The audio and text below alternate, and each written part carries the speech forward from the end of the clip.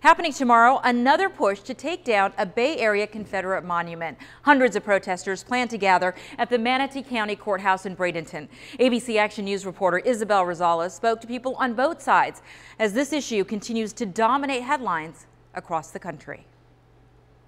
Tomorrow, protesters will march a half a mile here to the courthouse. Their purpose is to urge commissioners to vote for the removal of this nearly 100-year-old Confederate monument.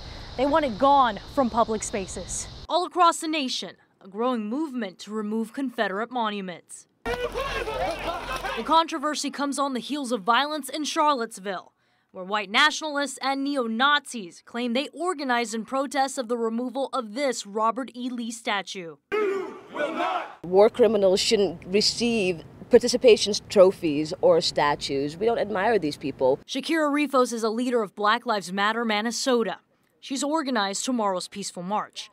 Rifos is asking county leaders to put it all to a vote, much like Hillsborough County did with its own courthouse statue. It's a slippery slope, though. You take one statue down, it's going to go down the line. So where do you stop? Daniel McGrath, a Bradenton native, fears a long-reaching impact of removing it. Likewise, a spokesman for Safe Southern Heritage tells ABC Action News, quote, fair-minded Floridians think it's ludicrous to think an inanimate piece of stone is racist. But this is a war that happened 150 years ago. And just over the weekend, commissioners voted to board it up in fear of vandalism like we saw around the nation and even right here in Tampa.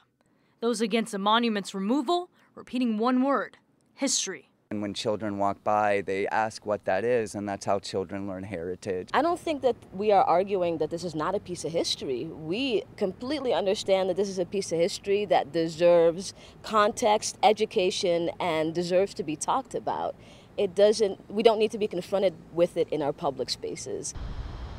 This is a story we'll be keeping a close eye on, and we do expect to attend that protest tomorrow evening. We'll, of course, pass along any new developments. In Bradenton, I'm Isabel Rosales, ABC Action News.